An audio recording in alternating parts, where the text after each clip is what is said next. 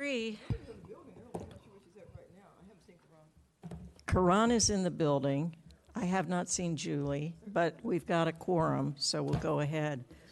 All right. I would like to call to order the June 14th, 2022 Loudon County Board of Supervisors Finance, Government Operations, and Economic Development Committee meeting. This room has a hearing loop. If you need hearing assistance, switch your hearing aids to telecoil mode. If you need a headset, we have those available as well. Please see the clerk to request one.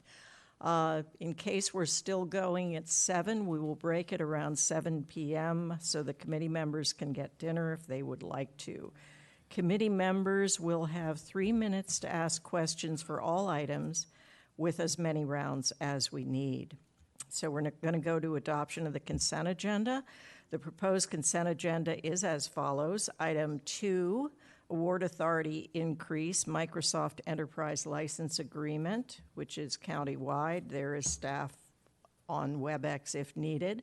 Item 3, award authority increase, roadway and civil design services for the Route 7 and Route 690 interchange, Blue Ridge District, staff on WebEx.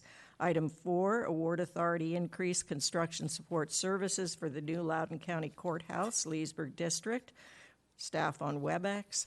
Item 6, termination of the Belmont Ridge Trust Fund, countywide, staff on WebEx. Item number 7, Sterling Boulevard, streetlight installation, Sterling District, staff in person.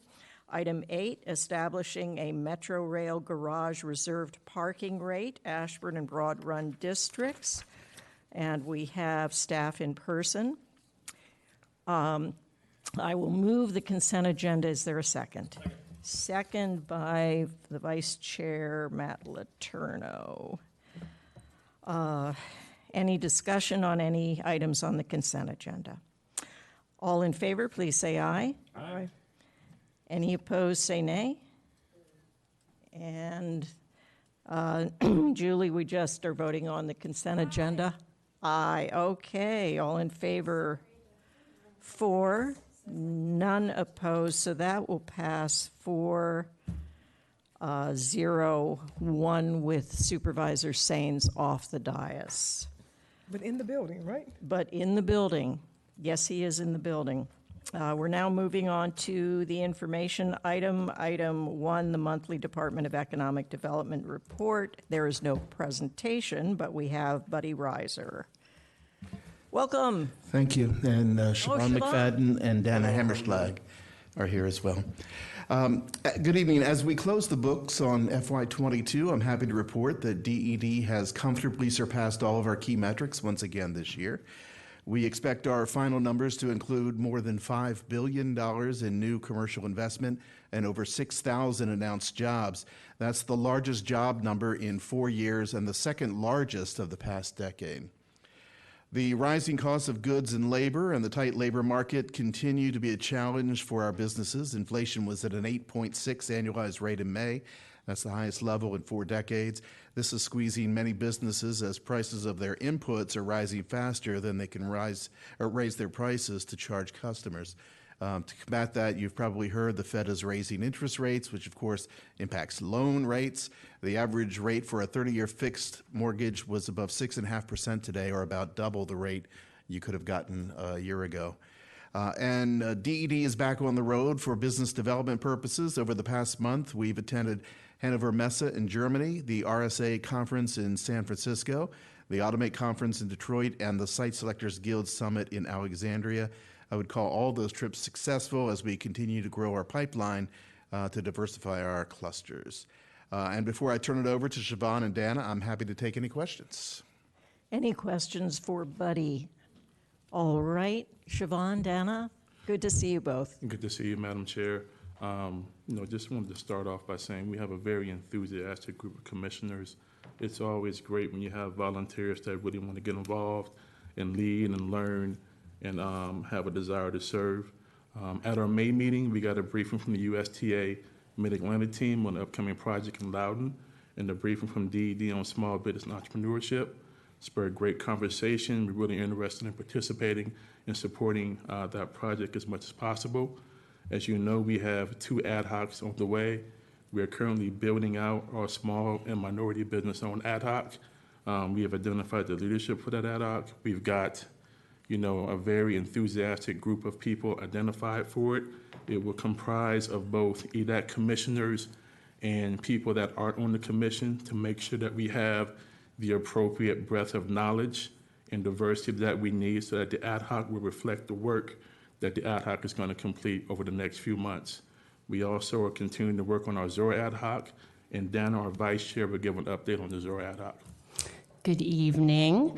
As you know, the EDAC has a ZOR ad hoc committee, and we have been following the process. So we've been holding a set of working sessions to review the draft text, and we'll provide input by the July 18th deadline.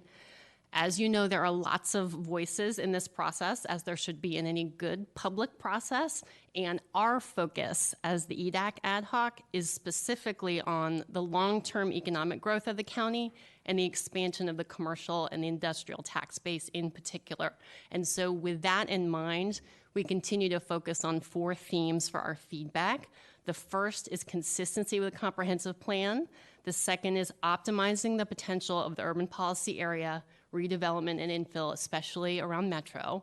The third is optimizing housing for current and future workforce needs. And the fourth is ensuring flexibility so we can support innovation into the future in the county. The nature of the zoning ordinance, as you all know, is very detailed. And clarity and precision in the regulations is important. There are some specific points of detailed feedback which we're submitting through the ENCODE process. But the overarching point that we'd like to share tonight is the need and the importance to preserve flexibility. We are so blessed to live in such an amazing county with such potential, and we have the general plan as a guide. As hard as we try, we might never be able to anticipate all the creative and wonderful business and community needs that we'll have in the future. I'm not sure how many of us 5 years ago might anticipate drones, for example, and how that would impact zoning ordinance. The point is, it's really important to recognize that the code is unlikely to be able to anticipate it all. And so we want to make sure we have a clear and efficient process for referring back to the general plan and the spirit of what's in the general plan when innovative proposals are brought to the county that are in line with our long-term growth goals. So we will continue to follow the process, and we'll continue to submit feedback. Thank you so much. Questions. Thank you. Any questions from any of the, Chair Randall? So I'm not sure if it's a question, it's a comment. I couldn't agree more. I spoke before NBBIA a couple of days ago, and sounds like you took my notes just then. Because, one, I say this all the time, the general plan is a guideline. It's not zoning, but we do need to have zoning that is malleable enough to move when we need it to move. I mean, if I could, I literally have spot zoning. That's how malleable I think it needs to be quite honest. And the discussion that we're starting to have is discussions like cash in lieu or land in lieu. When if somebody can't developer doesn't want to do 20 affordable homes, but they'll do 15, and then they'll give you cash in lieu, so you can then do more development. My big goal, and one thing I'd like to, see you all have a larger discussion about, is not just affordable houses for rent, but affordable houses for purchase. For all the reasons I've said in advance, we are starting to create a decent stock of housing for rent. What I learned the other day, or some weeks ago, was that if you have a rental apartment or a rental place for 20 years, you pay your rent on time every month, it does not report as a positive on your credit. But if you miss paying your rent at a rental, it reports as a negative on your credit. So you can only have your credit damaged when you're renting. So when you're renting long term, it can only damage your credit. I have come to believe that home ownership is really the one way to help with generational poverty and to get people out of generational poverty. And so whatever you all, and whatever discussions we can have, and I'm happy to come to you and have the discussion about how we start looking at affordable homes for purchase and how we work with all of our communities, meaning the business community, the philanthropic community, the faith community, obviously county government. This has to be an all-in effort, and of course the developer community. But one entity can't do it. But it has to be an all-in effort to start talking about how we get a robust closing cost down payment program, because that's really the issue, and an affordable home or attainable home for rent program, whatever that looks like. And finally, on another note, if you allow me, Mrs. McFadden, that's the cutest baby I've ever seen in my life. She is so adorable. I don't know how you do anything but stare at your baby all the time. She's so cute. Babies cost money. Yes. Thank you, Madam Chair. Supervisor Briskman would like a picture put up on the big screen behind us. Who do I send the picture to, buddy? Please To me, do. I'll pass it around. Just a moment on your comment, Chair Randall. What I'm really hearing from you, if I'm correct, is that you would like to see our affordable housing program span both rentals and purchases. And it's your belief that that purchase part can lead to closing wealth gap and lead Absolutely. to multi-generational wealth if we can find effective ways to get people into the property through our programming. Is that Effective ways and partnerships. right? Okay. Absolutely. Thank you, Madam Chair. Very good. Anyone else?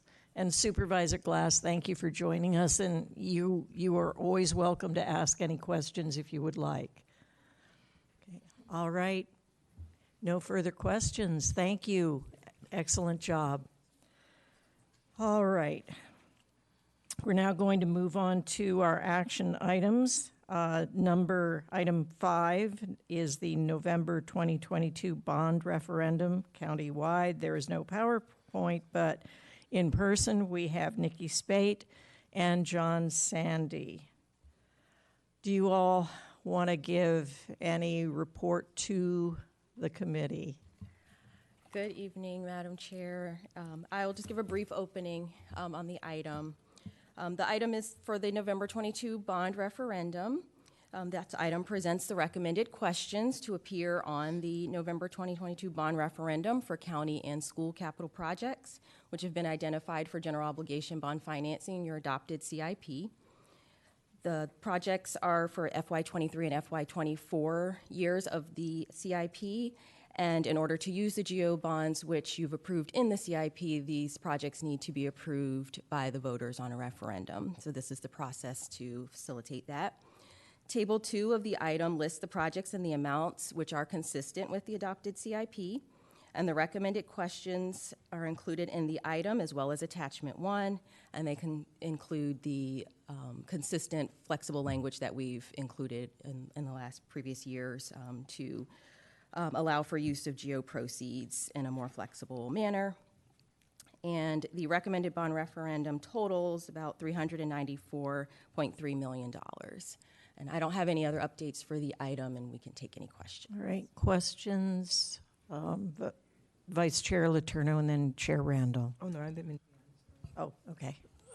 So when we've run into some problems with these before in terms of voter approval, which we've only ever had one rejected, but that I know of anyway.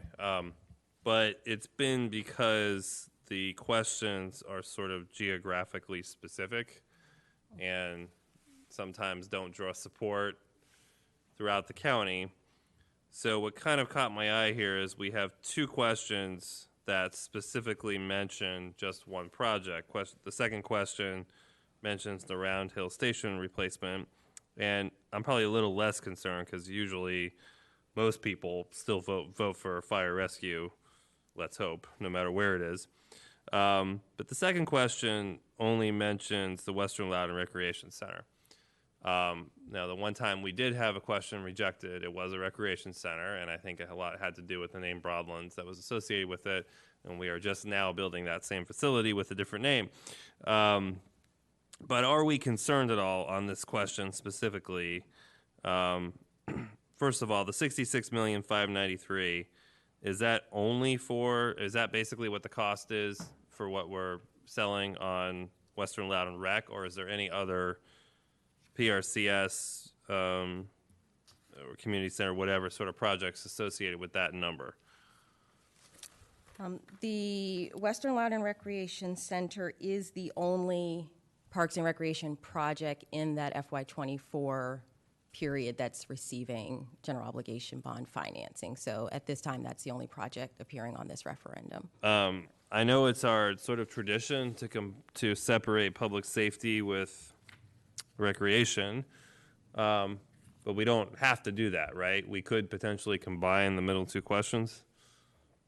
We could. Was there any thought given to that?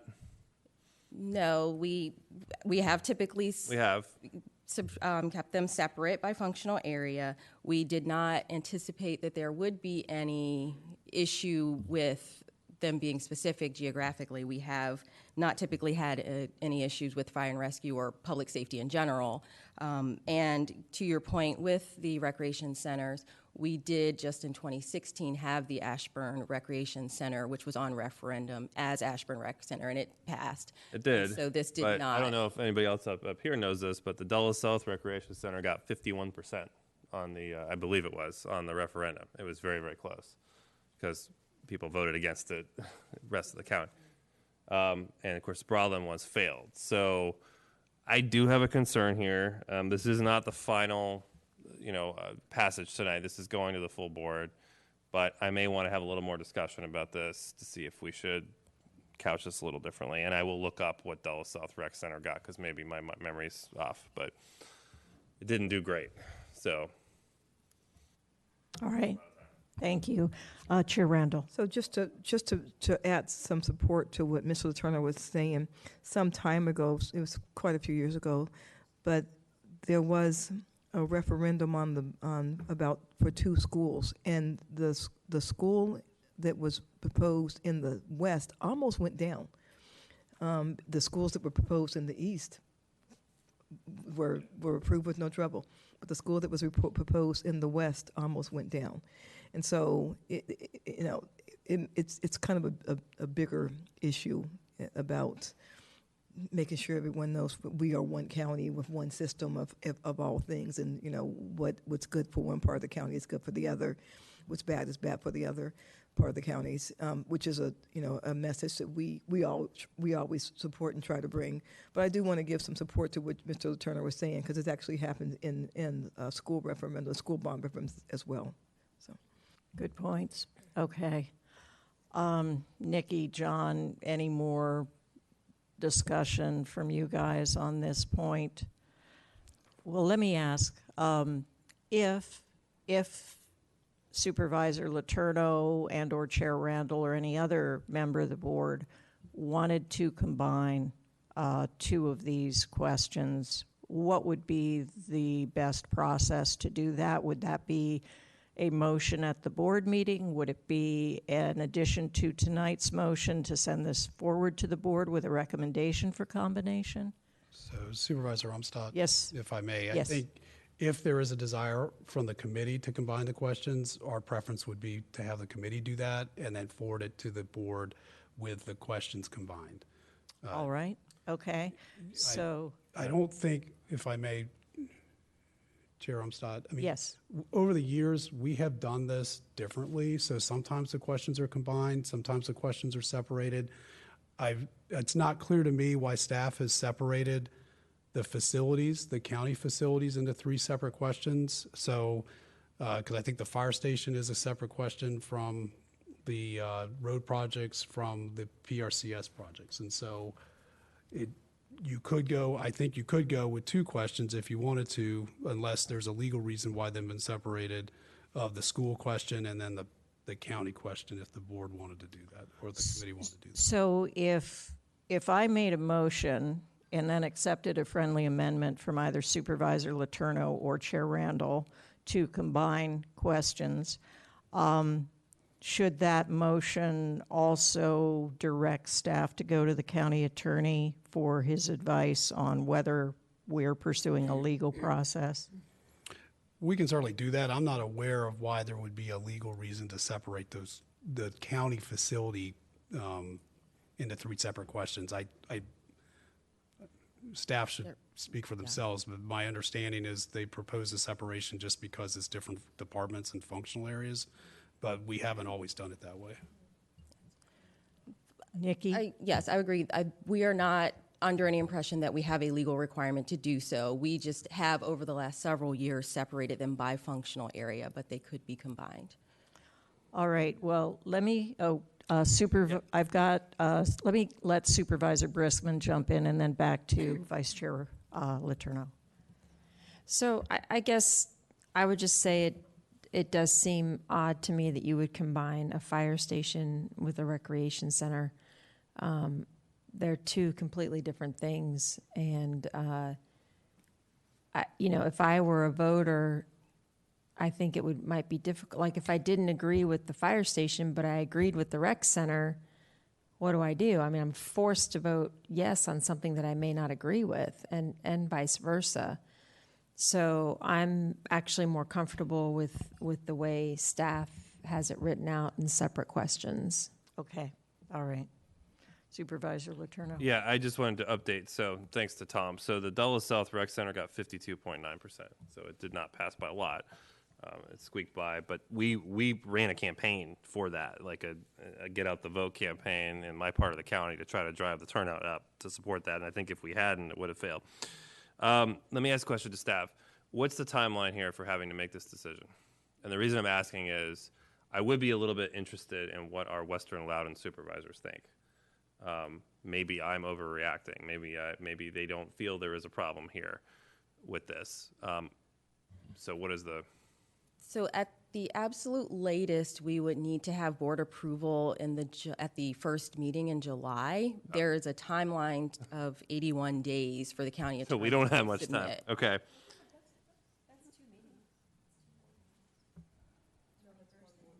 No, that's one board meeting. That's one board meeting. Okay. Pardon me, may I have a point of clarification? Yes. We could vote on it at the July 5th board meeting, and you'd still be on time.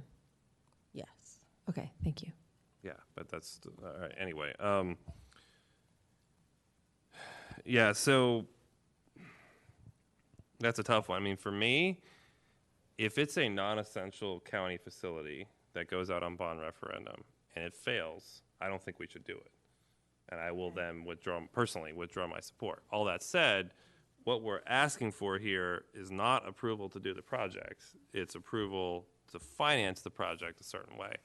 That's not how people see it, and so that's why I think these things end up, which goes back to why I'd be interested to get the input from the Western Loudon supervisors. My inclination is, I know we have in the past, especially when we don't have very many combined county facilities. So we're doing schools, county facilities, and transportation. And I think we could easily do that here, and it would be pretty logical to do it. Yes, one's fire rescue and one's parks and rec, but they're both county facilities.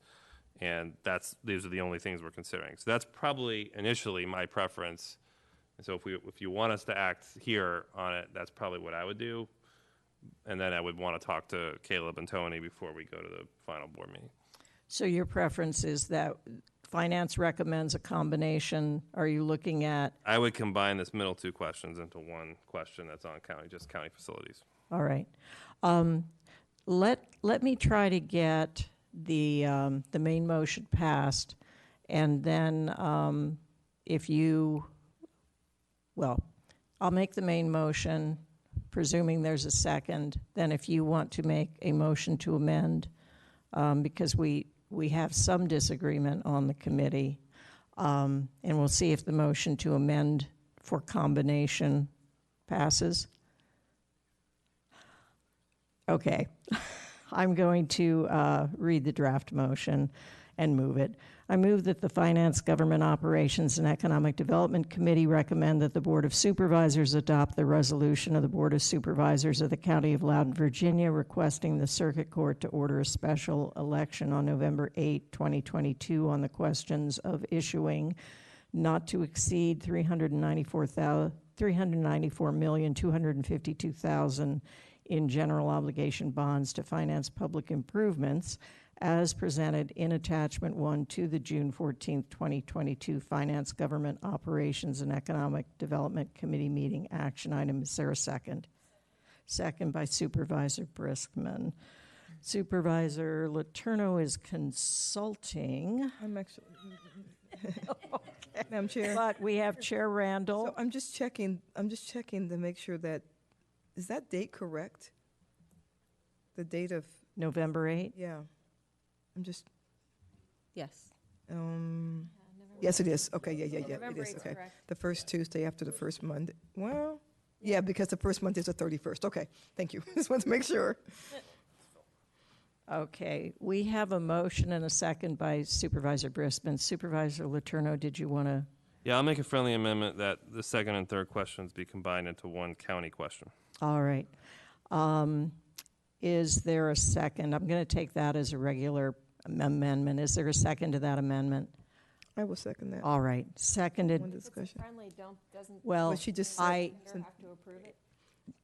she changed, so I'm going to have it stand on its own as a potential amendment. If it passes, then it'll be included in the main motion. So is there discussion on the amendment? Supervisor Briskman. Thank you, Madam Chair. Sorry. Supervisor Letourneau. Opening.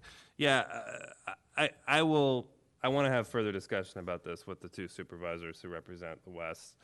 So it's possible I could try to undo my own motion when we get to the board meeting, depending on that feedback. But they're not here. And I'm just basing this on the past difficulty there's been on recreation centers and the fact that the board has already decided to do these projects. And so we're only discussing the method of financing. So our discussion should be about what gives us the greatest opportunity to obtain the best and cheapest financing for these projects. And I think that is probably by combining these two, given the history of support for public safety. I'm not sure how the recreation center will do, quite frankly. So I think that would be our best move based on what I know right now. Okay. Supervisor Briskman and then Chair Randall. Thank you, Madam Chair. Question for staff. If we pass the motion with, notwithstanding what our county administrator just said, but if we pass the motion without the friendly amendment, can't we still change the language at the full board meeting? Yes, you could change the language at the full board meeting. Yeah, so I would rather not support the amendment and pass the regular motion and then consult with our other supervisors as the packet comes out. And then if we want to change the language at the full board vote, then we change the language at the full board vote. Because we actually don't even know if we need to change the language until we consult those other supervisors, in my opinion. They might prefer it being separate. And I actually think, honestly, that will be, combining all these together would be confusing to the voter. And for both of those reasons, I would not support the amendment. I might be fine with changing the language at the full board decision time, but right now I'm not. Thank you. Okay. Chair Randall. thank you, Madam Chair. So since we can change the language of the full board, I don't think it matters either way we go right now. This kind of, half dozen in one hand, six in the other. The other thing is, Ms. Briskman's right. People may get to the polls and decide they don't want to vote on one thing, but do remember that when we have these on referendum, something goes out to the voters in advance to tell people and breaks down everything that's actually on there. And so when they get that, when people get that, they will be able to see all the different things that are on referendum. It would be one vote if we don't change it, and we may, but just know that most people will be able to see that in advance. And although Mr. Buffington, Mr. Kirshner is not here. Somebody who represents the West is sitting on this dais right now. And I have to say that I've seen these things happen before, and I think Mr. Letourneau makes a good point, and I'm concerned about them as well. All right, very good. All right, all in favor of the amendment, please say aye. Aye. All opposed, say nay. Okay, so I will vote aye. We have Supervisor Briskman and Supervisor Saines voting nay, and Chair Randall, Supervisor Letourneau, and myself voting aye. So the amendment has passed to the main motion. I'm going to go back to the main motion and see if there is any discussion on that. So the main motion was made by myself, second by Supervisor Briskman. Any other discussion? All right, all in favor of the main motion, please say aye. Aye. Any opposed, say nay. And that will pass 5-0. All right. Chair Umstattd, Yes, sir. I now need to ask a clarification question. Yes. So the question was amended Yes, on a vote that was not unanimous, correct. but then the main motion was unanimous, which under our rules would send this to consent on the main board agenda. So The chair has said she will not put it I on just need to know consent. that, and so we will not include it on the consent agenda. Okay. Yes. Yes. Thank you, Mr. Hemstreet. All right. Next is item 9, which is an update. Oh, I'm so excited. Update on Loudon soil. Soil. I got a special briefing today on this. It's an update on Loudon Soil and Water Conservation District activities in the floodplain overlay district. And we have staff in person. We have Ernie Brown, Dennis Cumby, Gwen Kennedy, and with the Loudon Soil and Water Conservation District, we have Jim Christian, Susie Brown, and Chris Van Vlack. Wow, welcome. What a team. Okay. Ernie. Yes, ma'am. Good afternoon. I guess it's evening. Good evening, Committee Chair Umstattd, members of the board. Thank you again for the opportunity this evening to talk really about some pretty incredible conservation efforts and measures performed by the Loudoun County Soil and Water Conservation District. And as you mentioned, we do have the privilege of having the chair of the Soil and Water Board here, as well as key strategic staff from the district to talk about their programs. So this presentation is so much bifurcated. I'm going to kick it off, then I'm going to hand it over to the members of the Soil and Water Conservation District to kind of explain this program, and then we'll wrap it up with some conclusionary thoughts. Just as a preamble to this, as you may recall, in January of this year, the board allocated $200,000 to assist in engineering studies for some strategic conservation practices, particularly fencing, exclusion fencing for agricultural animals, livestock is the word I was looking for, out of streams, and also the reforestation and tree planting within along stream beds, riparian reforestation in areas that are currently in our floodplain overlay district. So the last several years, we've seen those type projects within the floodplain overlay district decline, and we see they've been doing great work throughout other parts of the county outside the floodplain overlay district. But this is an opportunity that the board afforded us through the Soil and Water Conservation District to really kick off the engineering studies that were necessary to identify a no-rise certificate for these type projects. So the board approved that allocation of $200,000, and they asked staff to come back to discuss the possibility of a recurring funding program for these specific types of the engineering studies associated with these type of conservation practices in the floodplain overlay district. So that is essentially the purpose of the item. And with that, I am going to, you already know who they are, so I'm going to turn this over to, do I turn it over to you, Mr. Christian, or turn it over to Chris? I'll take the initial hit. Madam Chair and members of the board that are here, I'm very pleased to have this opportunity to tell you a little bit about the Conservation District and the work we do. Chris is our main man in this thing in terms of implementing programs, engineering programs, and all. And so I will definitely let him describe what we do. Suzanne Brown is our office manager, and I guess, again, thank you, and I will turn it over to Chris, and he can carry on with the program. Thank you. Chris? All right.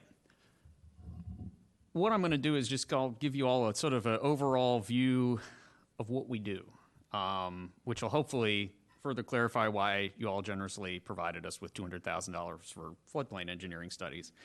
So the Loudon Soil and Water Conservation District has been a partner for Loudon County for environmental, agricultural, and conservation practices for decades. And each year, LSWCD provides a wide selection of programs for farmers, homeowners, businesses, schools, and other community groups to take advantage of. So first off, for 10 years, the district has partnered with the county on the non-agricultural forest planting program. You see some pictures of some of our more recent projects up there. Each year, LSWCD receives funding from Loudon County to work with private landowners and HOAs to convert managed turfgrass to forest.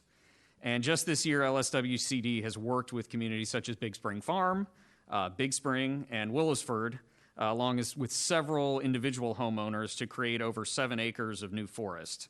And that new forest helps reduce nutrient and sediment pollution, increases wildlife habitat, and can also help these guys at the county meet their Chesapeake Bay TMDL WIP goals.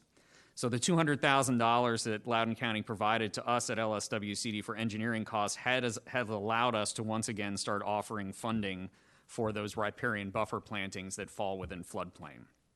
So we've been able to do some of these projects on upland areas in the interim, but this has really allowed us to take off and do it where it's going to make the most environmental impact. Next slide.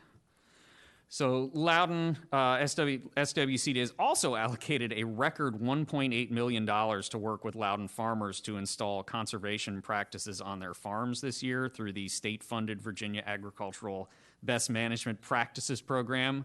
You'll note I'm avoiding using all of the acronyms because otherwise it just sounds like I'm speaking the alphabet to you. The program assists farmers with state funding to install practices like fencing to keep livestock out of streams, also water systems to then provide clean water for those livestock, and also cover crops to reduce erosion and trap nutrients.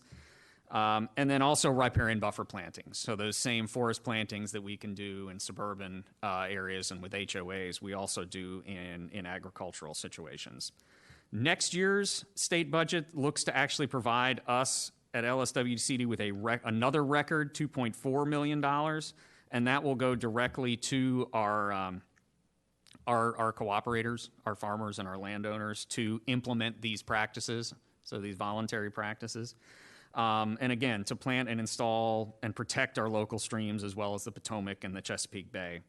These agricultural conservation measures help the Commonwealth and Loudon meet its mandated TMDL WIP goals, so that watershed implementation plan that we've got to meet by 2025 for nutrient and sediment pollution.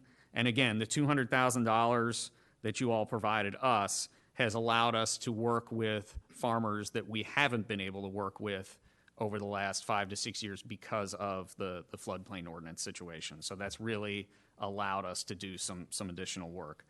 And then finally, next slide, we also deliver the Virginia Conservation Assistance Program that can assist homeowners, schools, and businesses with installing permeable pavement, dry wells, conservation landscaping, large-scale rainwater harvesting, and more. This is sort of the Commonwealth's suburban and urban conservation cost share program to go along with the agricultural cost share program. And VCAP allows landowners who don't farm an avenue for assistance to put smaller scale conservation practices on the ground on their property.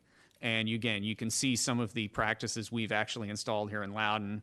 You've got a permeable paver driveway in Leesburg. You've got a conservation landscaping project in Sterling. You've got a big rainwater harvesting project out in Hillsborough, and a really, really cool vegetated swale right down by the river in Leesburg. And again, these are state funds that we can put on the ground in here in Loudon. And although we haven't used any of that $200,000 for these practices, if someone was planting larger stock like trees through the VCAP program, that funding would also assist with this program. And then lastly, final slide, beyond financial resources, the district staff also works with local communities, schools, scouts, other volunteer groups on education programs all around Loudon. These include the soil tunnel, the watershed model program in elementary schools, the Envirothon program, a youth conservation leadership initiative for our older students in high school, the science fair program for high schoolers, and volunteer events at places like Banshee Reeks, Nature Preserve, the Chapman to Mary Trail. These are just, again, some of the more recent pictures of up here, the Loudon Seas event that was down at, was that at Blue Ridge Middle? But again, that was students of all grade levels with all sorts of different environmental projects, and we've been helping to put those on. It's really a testament to our Jennifer Venable, who's our education specialist, who's not here. So with these initiatives, as well as Loudoun County's proposed efforts to protect prime ag soils and the reestablishment of the Purchase of Development Rights Program and the Conservation Easement Assistance Program that you all have initiated, it's really given county residents and us an assortment of tools to help landowners looking to do their part to protect the environment and keep conservation-minded agriculture strong in Loudon. And then I just had a note here at the end, so if you all are ever interested and need more information on our programs, it is all on our lswcd.org website and on also regular updates on our Facebook page. And we're really happy to get a chance to reintroduce ourselves to you all and be here tonight. That's great. Thank you so much. Are there any questions from any committee members? Chair Randall and then Vice Chair Sains. So first of all, thank you, Madam Chair. First of all, you all go about quietly doing some of the most important work in this county, and you do it every single day. And you probably don't get seen a lot or noticed a lot, but I gotta tell you, we really do appreciate who you are and what you do and how much you care. The other day, we did a ribbon cutting for the first link of the LPAP, and I was this close to going on a hike. Oh. Whoa! When someone said to me, "Go on and go. The worst thing that can happen is ticks and poison ivy." No. Oh, they should have said and that. I made a quick U-turn and thought, yeah, this is not for me. But thank you. So just a couple of things. Your conservation practices when you're working with farmers, that is separate from the conservation easement program, correct? Those things are two separate. You're trying to help farmers understand conservation practices on their lawn, but they don't have to be in the conservation easement program to do that, correct? Correct. There's some of the easements do then ask the landowner, like, okay, if you're going to put it in an easement, we want you to fence your cattle out, and then they can work with us. But 95% of the folks we work with, these are voluntary practices that we're working with them that are not involved in it. Okay. Yep. I will say that their kids in the environment program, as I visit schools and talk to some of our environmental clubs in schools, I've heard about it. They've talked about it, and so you're really making an impact. Can you further explain the total maximum daily load WIP goals that you talked about? Because I read it and I don't quite understand. Help me understand that. Okay. So the TMDL term it's a term that only makes sense if you are in the industry all the time. And it's a way of putting a pollution diet on a given body of water. So a lot of our streams in the county have TMDLs for various pollutants. So like when I first started working with the district, I was only working on Catoctin Creek, and it had a TMDL for E. coli bacteria. And so we were implementing practices that would affect, reducing E. coli in the stream. The bay, the whole Chesapeake Bay, has a pollution diet for nitrogen, phosphorus, and sediment. Those are sort of the big three pollutants. And those can come from agriculture. They also obviously can come from wastewater treatment, and they come from suburban and urban stormwater. So these agricultural practices, there's sort of the three categories of ways to reduce those, and the state sort of looks at like, well, if we do more over here, we don't have to do quite as much here. And as we move towards 2025, that's sort of the federal deadline when the Bay watershed, all the states in the Bay watershed have to actually meet their reduction goals to get the Bay back to a healthy state. We've been concentrating a lot on voluntary ag practices for a lot of years. The wastewater treatment plants have also done a lot of reductions. The more recent efforts have really been on the suburban stormwater side of things. But they're for the Bay-related stuff, it's really nutrients, which can come from animal waste, fertilizer, but it can also just come from sediment. So running off lawns, development sites, impervious surfaces that then erode stream channels because the water is running really fast. So yeah, it's a pollution diet. Okay, all right. I may have a few more questions, Madam Chair. Not today, but I really do want to understand some of the stuff better. So I may give you all a call or something. Thank you, Madam Chair. Very good. Vice Chair Saines, then Supervisor Letourneau, then Supervisor Briskman. All right, thank you. Thank you for the presentation. Now, you mentioned that Sterling House, a resident, did participate in the Virginia Conservation Assistance Program. Can you kind of quickly walk us through that? How does that work? And maybe if we can meet offline and give me some more details so we can try to get some more residents to sign up for the program. But yeah, so the VCAP program, do you want me to handle it again? Okay, sorry, I'm jumping in. This one's my program. I'm excited. So the VCAP program is relatively recent. It's only been around for the last 4 or 5 years or so. And what happens is the soil and water districts kind of deliver it, but the money is all kept at the state level. So what happens is there's a whole suite of practices you can do. So like there is the conservation landscaping, which most of that is, if you've got a lawn that's got some eroded spots or it's really compacted and you have some runoff and you want to convert that to like native plantings, which is what the folks there did, that's conservation landscaping. There's also the permeable pavement, which, so the water falls on your driveway instead of rushing off, it percolates through, rainwater harvesting, dry wells, which again, a lot of these programs are based on trying to get stormwater to, instead of like rushing off and taking with it any pollutants that it happens to pick up along the way, to get it to like infiltrate into the soil and then just serve as groundwater recharge for our streams.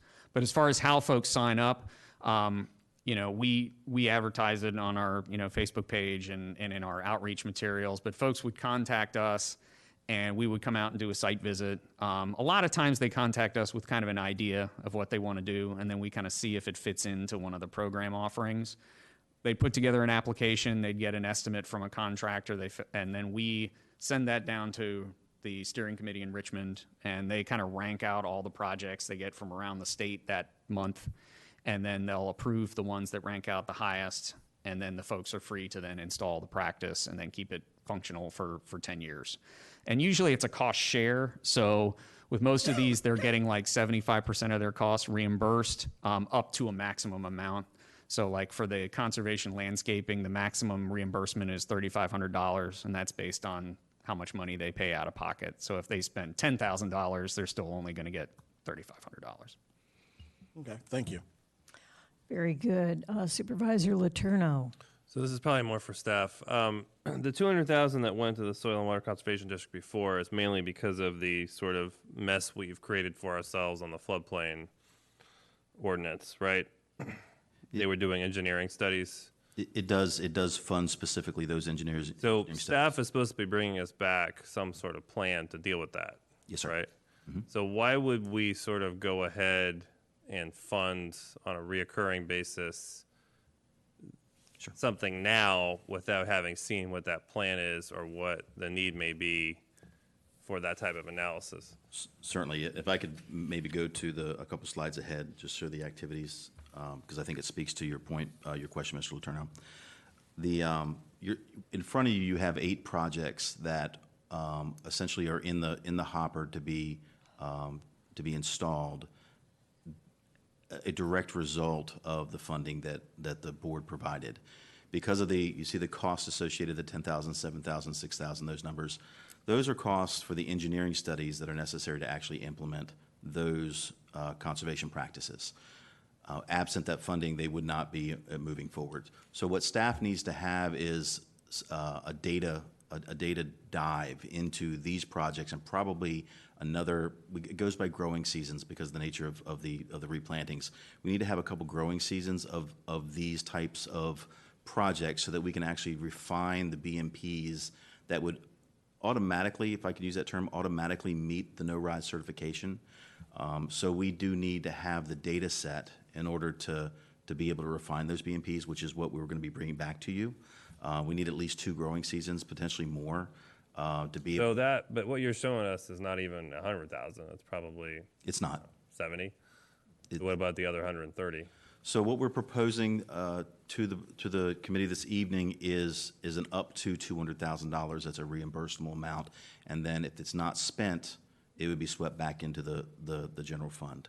So the challenge that we have is, as Chris mentioned, there's been 5 or 6 years that folks that have property in the floodplain overlay district, they have not pursued these projects. So it's kind of gone dormant or stale. Yeah. So the district is actively marketing this to those property owners now, and it's going to take some time for it to. But you have a remaining balance from the last. We do.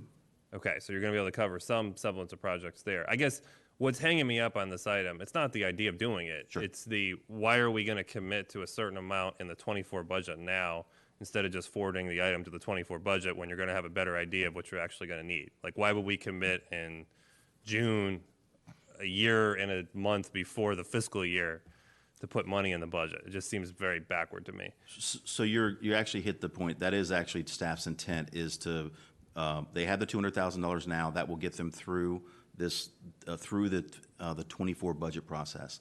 With the board's concurrence of this concept, we would then bring this into the 24 process. That $200,000. If I just ask one clarifying question. Go ahead. In the past, when we have put this language in for the budget, the county administrator usually interprets that as something he puts in the base budget. And the county administrator can certainly correct me, but in the past, that's what this language has ended up meaning. Is that not? So I interpret the, Chair Umstattd. Yes, sir. So I interpret the motion to say proposal. And so I interpret the motion to mean that I need to list it as an option for the board. Now, when I receive guidance, I will make sure that the proposal is within the guidance that's provided to me. However, it'll be listed as an enhancement. As an enhancement. Okay. Okay. Supervisor Briskman. Thank you. I have a basic and maybe a little bit of a dumb question. When I hear the term district, I imagine something being bound by geographical boundaries. So is Loudon County the district in the whole? I can handle this one. I mean, There are 47 conservation districts in the state. Commonwealth. okay. Loudon County is what is called a single county district. There are a few around the state that are multiple counties, Yeah. but it is a geographic area. It's kind of like we're our own health district, probably because of our size in a way. And Okay. Northern Virginia District is Fairfax and Falls Church in that area, and multiple jurisdictions there. Prince Okay. William County is a district unto itself. Okay. We Okay. have Thomas Jefferson District down in Charlottesville that is multiple counties. Okay, I get it. And then how do you select the schools that you work with? Schools? Yeah, in your education program, you said that it was like a Blue Ridge Middle School was in there and a couple other. Our education coordinator works with all of the schools. She works closely with the school administration, and the programs are made available and grants are made available to the individual teachers. The program is made available, and if a teacher wishes to sign up for it, she or he can sign up. It's again voluntary. We put the information out there, and if they want to utilize it, it's done. So it would be up to the individual science teachers to see that information and then decide they want to incorporate that in their instruction. Yes. Okay, all right, thank you. Very good. I'm going to go to the draft motion.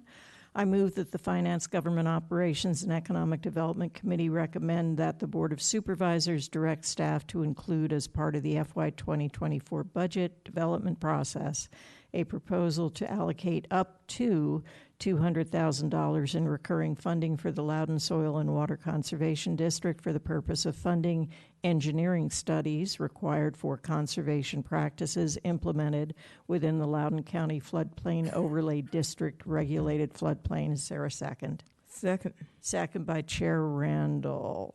Discussion? Chair Randall? No, I just didn't. Okay. Any discussion? All right. All in favor, please signify saying yes. Aye. Aye. Any Yes. opposed? Is that new? Sorry. Yes. Sorry. Sorry. You caught me. Any opposed, say nay. All right. That will pass 5-0. Thank you all very much for being here. All right. We have 5 minutes. We did have a request to put item 10 on consent. The premise being that there wouldn't need to be many questions, but I have kept it off consent. We will take this issue up and then break for dinner. But item number 10 is a response to board member initiative on green hydrogen and renewable energy, RFI, which is countywide. There is no presentation, but we do have staff in person. Mark, is it Avani? Avani. Thank you. And Ernie Brown, and on WebEx, Mike Fairbanks. Did you guys want to say anything before we go to questions? We can go to questions if that's your preference. Mr. All right. Any questions on this item? Supervisor Letourneau and then Chair Randall. Yeah, I just wanted to be clear on the RFI itself. So essentially, we're already working with a consultant to develop updates to the energy strategy. The 68,000 specifically is to add on to that work already. That is correct. For green hydrogen only, or? The specific task order amendment would look at other renewable energy sources as well as green hydrogen, but green hydrogen was specifically mentioned in the board member initiative. But we've expanded that to look at other. You've expanded it. Yes, sir. Okay. Supervisor Sainz had also mentioned like a waste to energy type of, is that part of it as well? Yes, the consultant would look at green hydrogen as well as other possible waste to energy sources that we could use as a renewable energy source in Loudon County. The base sort of work that they're doing, is this the same consultant we're using on the energy plan? It is. Through COG? Okay. How much is that contract for the rest of the work? The energy piece is $200,000, of which there's still some left, and you'll be seeing that when we have our energy and environment summit in July with the board. So this would be added on to that. So it's 68,000 on top of the 200 that Correct. we're spending already, specific to develop strategies, and the usage of the energy would be by the county. We're talking about county facilities here. Yes, sir. Okay, not schools. It's They've got their specifically, own program. there might be some overlap with schools, There'll be but it's some overlap. specifically to look at our facilities, yes. Okay. All right. Thank you. All right. Seeing no other questions, I'm going to read the motion. I move that the Finance, Government Operations, and Economic Development Committee recommend that the Board of Supervisors direct staff to accept the scope of work as a task order amendment for the county energy plan update, specifically to support an RFI process for alternative energy supply options for the county in an amount not to exceed $68,525. Is there a second? Second by Supervisor Sainz. Supervisor Sainz, any discussion? All right. All in favor, please say aye. Any opposed, say nay. And that will pass 5-0. Thank you, Mark Avani and Ernie Brown. We can break for dinner now, but if you guys want to finish up, we can also do that. You want to finish up? Yes. All right. What? This next discussion could take a while. It could. It could take a while. All right. Is anyone? I just need a real quick break. Okay. Do you want to take a 5-minute break? That is absolutely fine. We'll take a 5-minute break.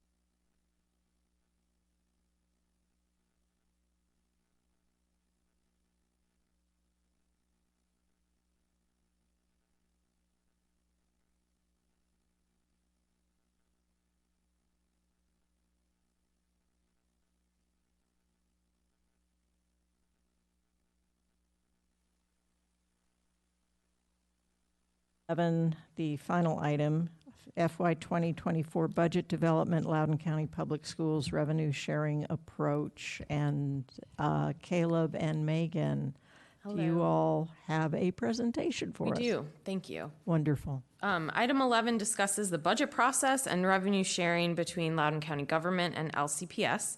This topic, and more particularly the split of local tax funding between the county and LCPS, was discussed during the board's FY23 budget work sessions, and the board voted to forward this discussion to the FY24 budget process, which is why we're here tonight. Local tax funding, or LTF, is a subset of the county's local tax revenue that it's shared with LCPS. LTF includes real and personal property taxes, sales and use taxes, and the other taxes on the screen above.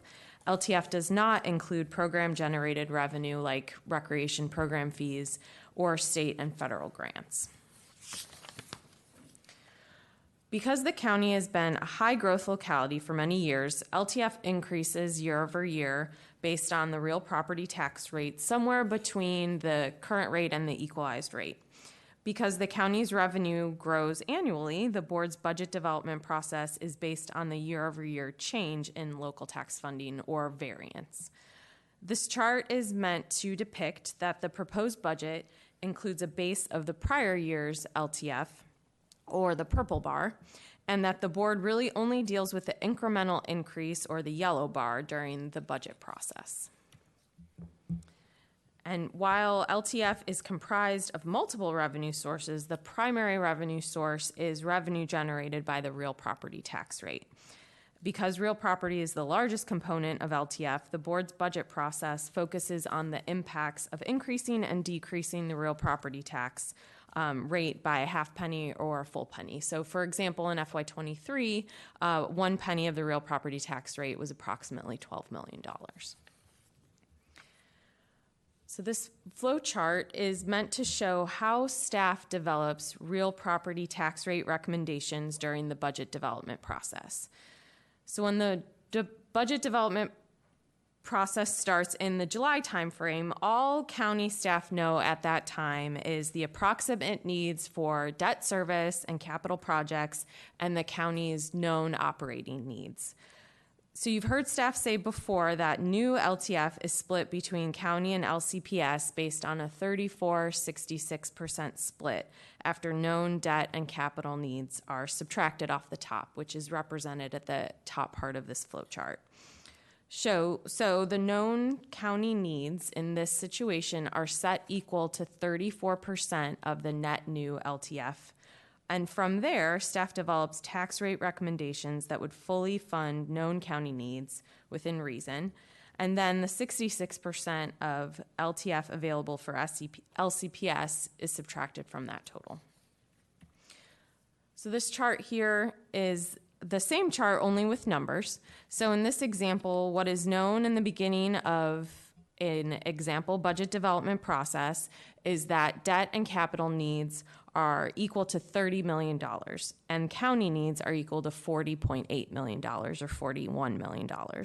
To meet those expenditure needs, we set 34% of net new LTF as equal to that $40.8 million number. And in that way, we back into a tax rate that will generate enough local tax funding to fund known needs in debt and capital and county operating budget, and that leaves 66% of net new local tax funding for LCPS. So just pay attention to that red bar in the middle, because that number will come up again in the table in the next slide. So during FY23 budget development and deliberations, the board discussed different LTF splits for the county and LCPS funding. And as a reminder, the current split is 34% to the county and 66% to LCPS. Of new money. Of new Chair local Randall. tax funding, yes. This table shows that changing the split and increasing the amount of new LTF given to the county does a few things. In the table shown, look at the row that is highlighted. You'll see that $40.8 or $41 million number from the previous slide. So because our process starts at setting $41 million equal to the county split of local tax funding, As the county share of new local tax funding increases, the overall amount of new LTF needed decreases, as shown in the top row. Needing less new local tax funding means that at a lower tax rate is needed. And finally, much less funding is available for LCPS because the split has changed, but also because the base of new LTF is also smaller. While staff would caution the board from making decisions that would significantly impact the LCPS operating budget, as potentially a 45-55 split could do, staff's observation is that slowing growth trends over the past few years suggest that the board could consider a split somewhere between 34-66 and 40-60 split. The 34-66 split was based on the average size of the county and LCPS's operating budgets when LCPS was adding about 3,000 students per year. LCPS has not added that level of students since 2011. The table on this slide shows the growth rates of the county's population versus LCPS enrollment. Not shown on this slide, but as an attachment 1 to the item, is also the history of LTF splits between the county and LCPS. Over the past 12 years, the actual average split has been close to the 34-66. However, over the last 5 years, the split has been much closer to 40-60, indicating the board views the relationship between the two operating budgets differently than it has in the past. And the discussion we are asking the Finance Committee to have this evening, in part, regarding what an appropriate split could be if it's different than 34-66. Staff understands the board is looking to improve its budget deliberation process as it pertains to the school board's funding request. And a quick overview of the budget guidance process shown on the screen. The board gives preliminary and final budget guidance in October and December, January, respectively. That guidance is communicated to LCPS, and the school board adopts its budget request with full knowledge of the board's budget guidance. Then, regardless of whether the school board's funding request complies with board's guidance or not, the board reviews the school budget in full. It appears to staff that the full review of the school board's request is a source of frustration between the two boards. So on the next slide, staff has outlined 3 options that could address both the split and the review of the school board's budget request for the Finance Committee's discussion. These three options, which are also articulated in your item, are shown on the screen. The first is no change. The split would stay at 34-66, and the board would proceed to give guidance and then review the school board budget's request in full. The second is that the board would choose a split, give guidance, and provide funding at guidance regardless of the school board's request. And the third is to choose a split, give guidance, and provide funding if LCPS is at or below guidance, or if the school board requests funding above guidance, then LCPS would provide specific justification to the board for expenditures that are beyond guidance. Following the Finance Committee discussion tonight, we'd also like to request that the chair and the Finance Committee chair and appropriate county staff meet with their counterparts at LCPS to discuss these concepts ahead of the start of the FY24 budget process. This concludes my presentation. I'm happy to take any questions. Megan, that was really excellent. Thank you. Questions from the committee chair, Randall, then Supervisor Briskman, and then Supervisor Letourneau, and then Supervisor Saines. So the only reason I was able to take that in is because you and Mr. Hemstreet spent an hour with me a couple of weeks ago going over this much slower. So thank you for that in the middle of a big hailstorm. So thank you for that. Ms. Umstead and I, the chair of the finance and myself, will certainly be happy to find that time. Has any of this, has LCPS had any of this early discussion so far? Are you okay with it? So Chair Umstead, if I can answer. Yes, sir. So, go ahead. So this motion, the motion that brought this item here was adopted by the board at your last work session. Mm-hmm. So I have shared that motion with the superintendent, and I've had 2 conversations with him. I've also asked him to socialize it at least with his board leadership, if not the school board.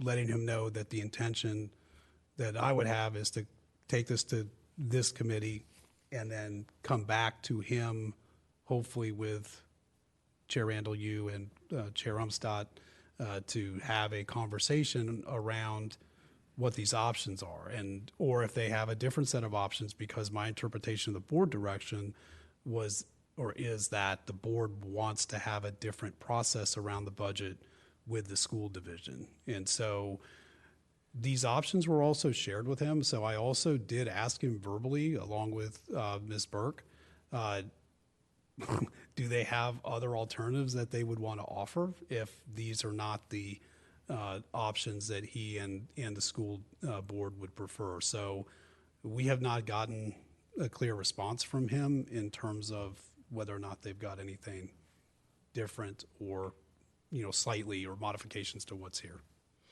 Okay, and do you know if he's actually socialized this with his board yet? My understanding, based off of what he has verbally said, is that he has at least had a conversation with Chair Morse. The board leadership? Okay, first of all, I think this is long overdue, and I'm glad the board decided to do this. I think we were having a long discussion about how to do this differently when this was Mr. Letourneau's brainchild, so credit where credit is due. This is not an action item. No, this is basically what information item. Yeah, what staff wants us to do is give direction to you, me, staff as to what the parameters are of a discussion with our colleagues over at the school system. So I've given this a lot of thought, and I may need a second round, Madam Chair. I've given this a lot of thought between option. Well, option one is not an option. We cannot keep doing what we're doing right now. It's not working. It creates a lot of hostility. We get emails from teachers all the time, and it's just not working. So it's option 2 or 3. And since I only have 7 seconds, I will wait to a second round to talk about the options 2 or 3. How's that sound? Very good, thank you. Supervisor Briskman? Thank you, Madam Chair. My first question was answered. So let me see if I can get the proposed timeline correct. After this meeting, then you would meet with the schools before we decide as a full board the way we're going to go. Yes, that's the intent. Okay, all right. So there won't be any votes on this until after those conversations happen. Right, this is an information item. Okay, great. So I would, I agree. I think number one should be off the table. I think that I would, and after going, again, getting the deeper dive with you guys on how the split has actually been happening in the past and how we think it might happen for the next, I think we said 4 or 5 years, I would recommend, or it would be my preference, that we stick with the 3466 for now as the split. I think that the students are going to come back, and I think that that is a reasonable thing to stick with. Between 2 and 3, I kind of like number 3 better, where we say this is your funding, and you need to justify anything above this funding. And in some ways, it's objective. Right? It's objective. If we say it's a 34-66 split, things don't get subjective until they come to us with what they want over the 34-66 split. So I think it takes some of that consternation out of the process if it's known in the beginning exactly what the number is going to be. So that would be my guidance. So it would be stay with the split and lean toward number 3. Okay. Thank you. Thank you. That was actually really helpful. Thanks. Supervisor Letourneau and then Supervisor Sains. Yeah. Well, I'll give you my feedback, which is probably the opposite of Supervisor Briskman's across the board. I guess it's not. But let me just clarify first. The charts on the back are showing total local tax funding and new local tax funding. So the last 2 years, our split's actually been 50-50, the last year in 5446 the year before. That's what this is telling us. Yes. So to go to 6634 would actually dramatically be reducing county expenditures and take a lot of the stuff. Like if we had done that last year, a lot of the stuff the board put in the budget would have been out the window, right? Without a much higher This tax is rate. new revenue. So New. wouldn't But be still. reducing expenditures. No, but we funded, the Oh, way we I- ended up at 50/50 is by funding county Yes. things at that certain level. What I want to kind of drill down on is the second option, actually the third option. So thinking about how that would actually work, this seems close to me to what sort of happens now. We would be entirely dependent on the school board to determine what amount of their new expenditure would be included in the base, and then they'd come to us and tell us, okay, we've decided that the first 60 million is going to this, and then this is what the next, we're asking for 15 more, and this is what we want to spend it on. But there's no guarantee that they'll have consensus on that. And couldn't they easily do what, quite frankly, I think they do now, which is to put the teacher salaries and things like that in the extra 15 bucket so that it's the board's decision effectively instead of theirs?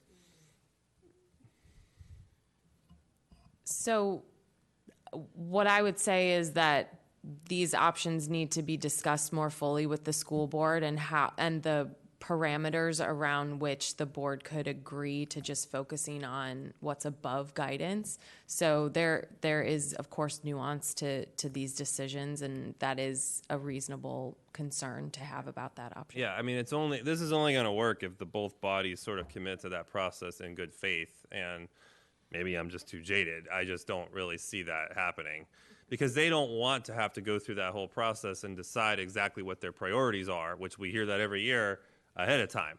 They want to just know what their number is, and then they sort of have that discussion amongst themselves. So I think that the second option is just much cleaner, and I would say the number should probably be something more reflective of where we've been. Maybe it's a 60-40 or something like that. I don't know exactly what the number would be, but that probably be where I would be on this. Okay, that was also helpful. Thanks. Supervisor Sains. Thank you, Madam Chair. I'll just give my opinion. I think the 40-60 recommendation, is where I would lean in for doing a straw poll, and then I would actually be in favor. Definitely, we need to change. I think we need to change. Have that conversation with LCPS, and to Supervisor Letourneau's point, well, they're going to do what they're going to do, but I think having that level set and saying, okay, here's what our options are, and here's why we're thinking about doing it this way or doing it that way. What are your thoughts? And then we're all hopefully coming out of that on the same page, in agreement, saying moving forward, it's either number 2 option, or my personal preference would be the number 3 option, where again, if we're giving, here's the guidance. If they're coming at the guidance or below, good, no questions asked. If you are coming or asking for additional things, then let's have a deeper dive and a deeper conversation, and they should know that going in.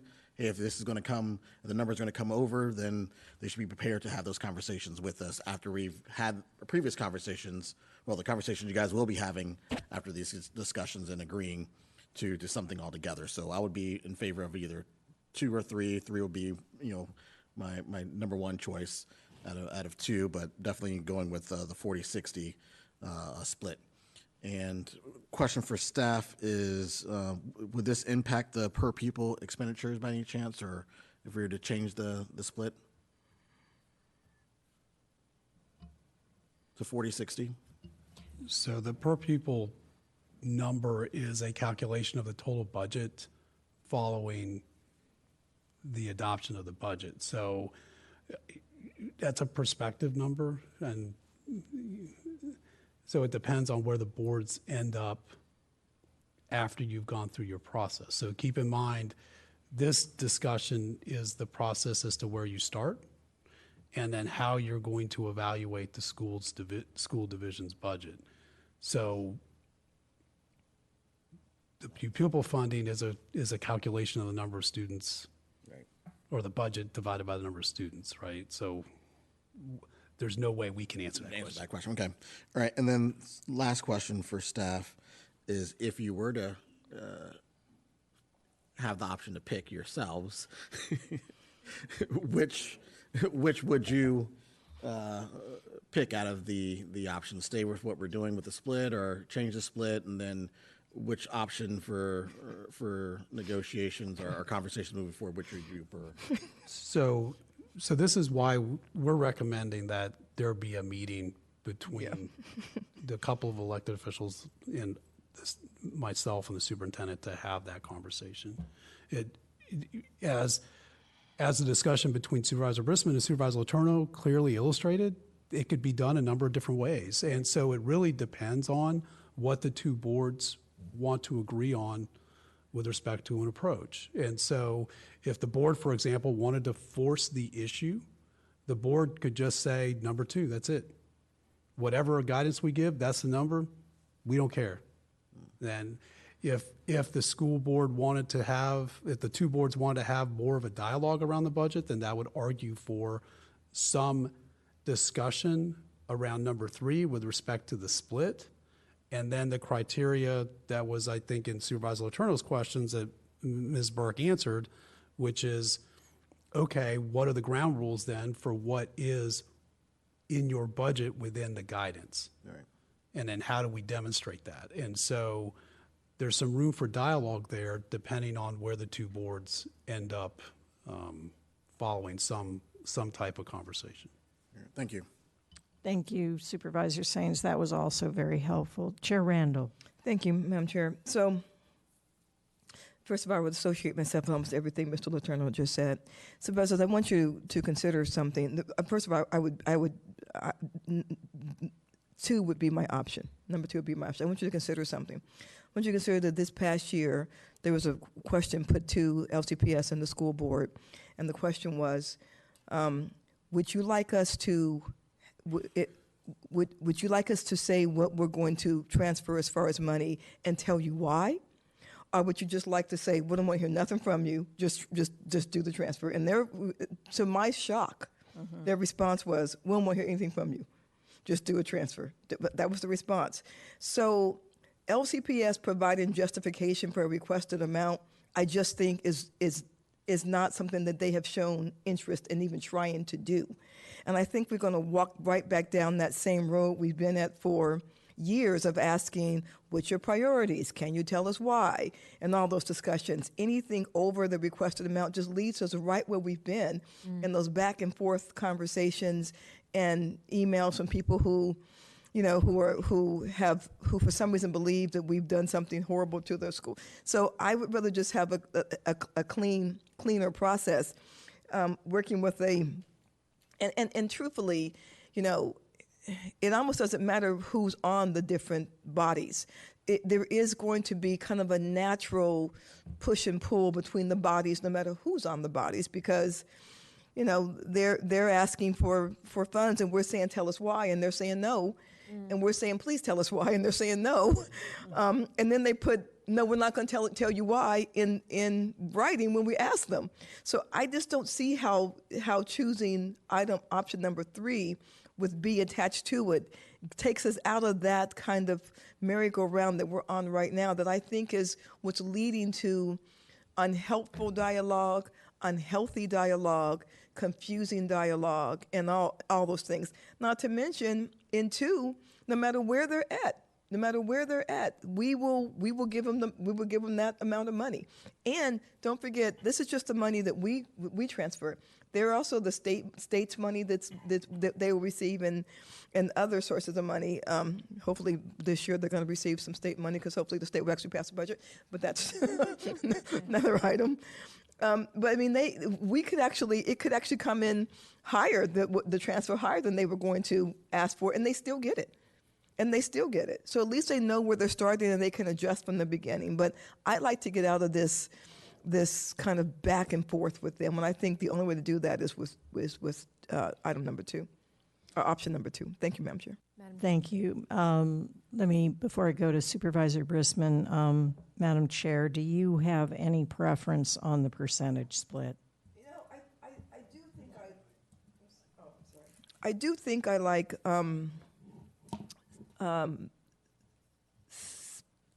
no, not yet. Let me say that. Okay. All right.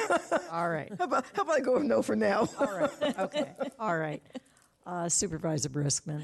Thank you, Madam Chair. Actually, maybe I was being idealistic to think that the pay raises would be in the in the first request in scenario number 3. But just a question for staff. And we talked about this before at one point when the school board was telling us, I think it was a discussion over the ARPA funding or something like that. And I remember I directly asked a question, can't the schools always come back to the board for a supplemental request if there's an emergency or something mid-year?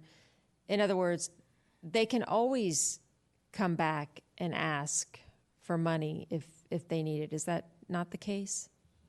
So the board adopts a balanced budget, so you would have to identify a reduction on the county side to be able to make a transfer that's beyond what you've appropriated. Unless there's extenuating circumstances why that would be.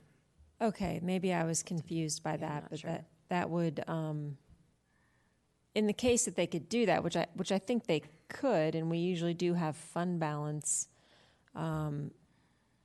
that makes me more comfortable selecting number 2 versus number 3, if that makes sense. Sure. Thanks. Okay. All right. Thank you. So we've got, all right, let me, Can I ask yeah, go ahead. They had a remainder in their budget this year, right? Even at a 50-50 split, or whatever that, no, I guess it was, they would have been the 54 year. But do you remember off the top of your head what that remainder was? I know, and there's a portion they're returning to us, but then they spent down, I think it was like 30 million. Are you asking for FY22 how they're going to end the year, or FY21? Well, what actions were they taking recently? Because the actions that they were taking were to fully spend down their FY22 balance. Their 22 balance. Okay, yes, so that's what I'm asking about. In FY21, they returned about $8.9 million. But what did they spend down? That's what they returned to us. But then they had a meeting where they did one-time expenses, and it was quite a bit. I believe it was $15 to $30 million. Yeah. That was projected as being available for one-time expenditures. And that was in a year they had a 54% split. Right. A lot of what I understand was related to vacancy savings. Yeah. Okay. All right. So here is my little chart. I've got on the options, I have three of the committee members prefer option number 2. I personally prefer number 3, but 3 prefer option number 2, and another committee member is willing to look at either 3 or 2. So that looks like the 2s have it. I don't think that's correct. So I had Supervisor Briskman originally at a 3 and then moving to a 2. I had Supervisor Saines either 3 or 2. I had Chair Randall at a 2, Supervisor Letourneau at a 2, myself at a 3. Yeah. Yeah. All right. So we're in the 2s and 3s range. Okay. Then on the percentages, I have 3 members of the committee preferring the 60-40 split, 1 member initially and still 34-66, and then 1 member not knowing yet. But it looks like the majority of the committee wants to look at 60-40. So I would take it unless staff needs something else. And I never know what it means when Mr. Hemstreet is just grinning.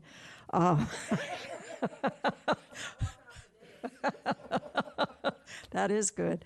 I assume that our marching orders for Chair Randall, myself, and staff is to go over recommending that we start at 60-40 and either 2 or 3, but it seems like they're more in favor of 2 than 3 at this point. So 60-40 and 2 with 3 as a backup potentially. Is that how you guys read the discussion up here? Yes. Okay. Mr. Hemstreet? That, and I think our suggestion, Chair Umstattd, would be that the discussion also be kind of a give and take, like if they want. All right. So that hopefully the committee's open, that if the school board members come back with something that is kind of reasonable, but kind of a modification of one of these things, that you and Chair Randall would be willing to discuss that and then bring it back to your colleagues. All right. Is that okay with everybody? All right. I'm getting nodding heads. Okay. Do you need anything else from us? No, that's it. Thank you for the discussion. Thank you very much. That was really helpful. Okay, with no further business to conduct, I call this Finance, Government Operations, and Economic Development Committee meeting adjourned.